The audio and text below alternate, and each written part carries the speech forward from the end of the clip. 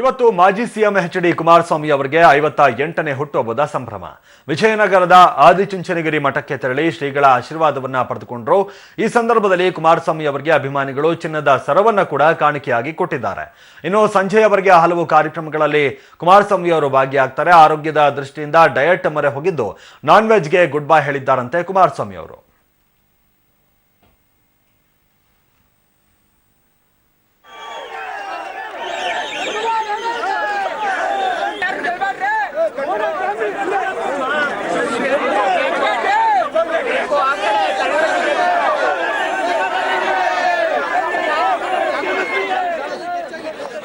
Health first politics next. ಇದು ಮಾಜಿ CM H D. Kumaraswamy ಅವರ ಬರ್ತ್ಡೇ ಸಂಕಲ್ಪ. ತಂದೆ ದೇವೇಗೌಡರ ಹಾದಿಯಲ್ಲೇ ಬದಲಾವಣೆ ಹಾದಿ ಶುರು ಮಾಡಿರುವಂತಹ ಎಚ್.ಡಿ.ಕೆ ಮುಂದಿನ ಚುನಾವಣೆಯನ್ನು ಗಮನದಲ್ಲಿಟ್ಕೊಂಡು ಪಕ್ಕಾ ಹೆಲ್ತ್ ಟೈಮ್ ಟೇಬಲ್ ಅನ್ನ ರೆಡಿ ಮಾಡ್ಕೊಂಡಿದ್ದಾರಂತೆ.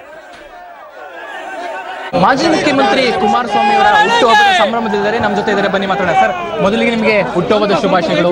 ಈ ವರ್ಷದ ಒಂದು ಸಂಕಲ್ಪಗಳೇನು? ಇಷ್ಟೊಂದು ಅಭಿಮಾನಿಗಳ ವರ್ಷ ಕೂಡ ಇದೇ ಅಭಿಮಾನ, ಏನಂತ ಹೇಳ್ತೀರಾ ಸರ್ ಹುಟ್ಟುಹಬ್ಬ ಸಂಭ್ರಮ? ಇದು ನನ್ನ ಬಗ್ಗೆ ವೈಯಕ್ತಿಕವಾಗಿ ಅವರೆಲ್ಲರ ಸಮಸ್ಯೆಗಳು, ನನ್ನ ಬಗ್ಗೆ ವಿಶ್ವಾಸ ಇಟ್ಟಿರ್ತಕ್ಕಂಥ ಜನತೆಯಲ್ಲಿ ಹಲವಾರು ರೀತಿಯ ಸಮಸ್ಯೆಗಳಿದೆ. ಆ ಸಮಸ್ಯೆಗಳು, ಆ ನೋವಿನ ನಡುವೆನೂ ನನ್ನ ಹುಟ್ಟುಹಬ್ಬದ ದಿನ ನನಗೆ ಶುಭ ಹಾರೈಸಲಿಕ್ಕೆ ಏನು ಬಂದಿದ್ದಾರೆ, ನಾನು ಒಬ್ಬ ಪುಣ್ಯವಂತ ಅಂತಕ್ಕಂಥ ಹೇಳಲಿಕ್ಕೆ ಬಯಸ್ತೀನಿ.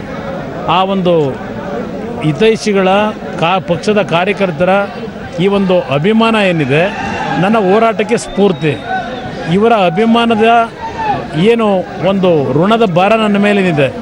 ಈ ನಾಡಿನಲ್ಲಿ ಹಲವಾರು ರೀತಿಯ ಸಮಸ್ಯೆಗಳೇನಿದೆ, ಆ ಸಮಸ್ಯೆಗಳಿಗೆ ಪರಿಹಾರ ತರ್ತಕ್ಕಂಥ ನಿಟ್ಟಿನಲ್ಲಿ ಮುಂದಿನ ದಿನಗಳಲ್ಲಿ ನನ್ನ ಸಂಪೂರ್ಣ ಸಮಯವನ್ನು ಹೋರಾಟದ ವರ್ಷವಾಗಿ 2017 ಮತ್ತು ಶ್ರಮದ ವರ್ಷವಾಗಿ ನಾನು ಈ ವರ್ಷವನ್ನು ಆಚರಣೆ ಮಾಡಬೇಕು ಅಂತ ಏನಿದ್ದೇನೆ.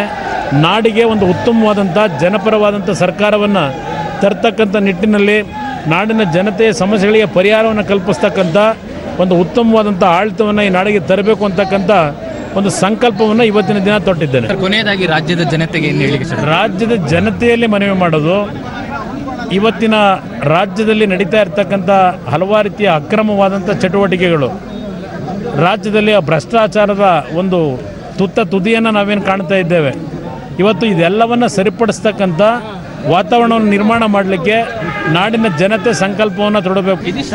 ಮಾಜಿ ಮುಖ್ಯಮಂತ್ರಿ ಹುಟ್ಟುಹಬ್ಬ ಆಚರಣೆಯಲ್ಲಿರುವಂತಹ ಕುಮಾರಸ್ವಾಮಿ ಅವರ ಮಾತು. ಕ್ಯಾಮರಾಮನ್ ರವಿ ಜೊತೆ ಶ್ರೀನಿವಾಸ ರಾವ್, ಪಬ್ಲಿಕ್ ಟಿವಿ, ಬೆಂಗಳೂರು.